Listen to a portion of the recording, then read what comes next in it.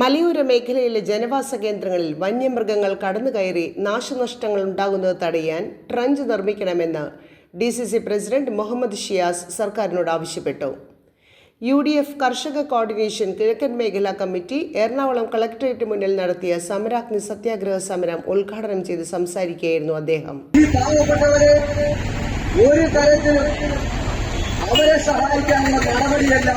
ഇതിനെതിരായി പ്രതിഷേധിക്കുന്ന ആളുകളെ ഈ സർക്കാരിന്റെ ഭാഗത്ത് നിന്ന് ജനവിരുദ്ധമായിട്ടുള്ള ഈ നയങ്ങൾക്കെതിരായി പ്രതിഷേധിക്കുന്ന ആളുകളെ അവരുടെ വായ് മൂടിക്കെട്ടാൻ വേണ്ടിയിട്ടുള്ള ക്രൂരതകൾ മാത്രമാണ് സർക്കാരിന്റെ ഭാഗത്ത് നിന്നുണ്ടാകുന്നത്.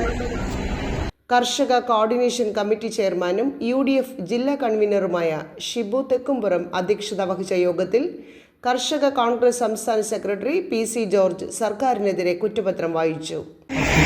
ഇവിടെ സമരം വന്നിരിക്കുക വലിയ ദുരിതത്തിലാണ് കോതമംഗലത്തെ ജനങ്ങൾ.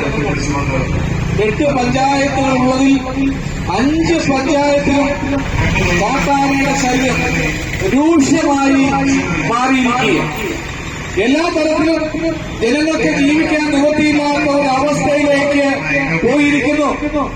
ആനകൾ രാത്രിയെന്നില്ല പകലെന്നില്ല പൊതുവഴിയിൽ നിരന്തരമായി നൂറുകണക്കിന് ആളുകൾ സഞ്ചരിക്കുന്ന റോഡുകളിലെല്ലാം ആനകൾ ഇറങ്ങി വലിയ ബുദ്ധിമുട്ടിലേക്ക് ജനങ്ങളെ കൊണ്ടെത്തിച്ചിരിക്കുന്നു.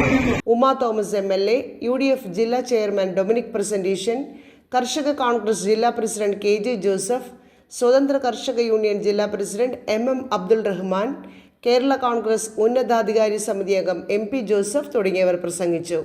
ആനയുടെ പ്രതീകാത്മക രൂപം വഹിച്ച് ടൗണിൽ പ്രകടനവും നടത്തി. News desk, കൊച്ചിവട്ടം.